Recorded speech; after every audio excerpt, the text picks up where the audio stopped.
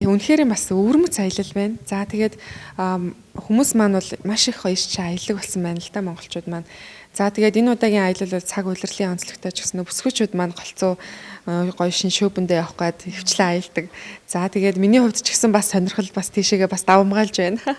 Тэгээд одоо ерөөхдөө бас миний уран бүтээл бүсгүйчүүд рүү хөрх охтууд руу зохилж байгаа учраас энэ удаагийн аяллаа бүх зүйлийн одоо зорилго, уур амьсгал одоо хүмүүс ч гэсэн ихэнх аялагчид магадгүй бүсгүйчүүд байх гэж миний одоо төсөөлөл бодож байна тийм болохоор одоо тэр сайхан үчиг зөвхөн одоо дуудуулаад концерт одоо үзэг сэргийтлийн гэдэг харьцаа гэхээс илүү яг гоё дундаа ороод дуулаад бүжиглээд аяллаа дурсамж гэдэг бол одоо тэр чигээрээ нэг газар руу дахин хүн бол тэр болгон бас аялаад авахгүй шүү дээ. Тийм болохоор за тэр жил тэгж гоё аялсан шүү дээ. Тэр аялалд одоо тийм тоглолт болсон.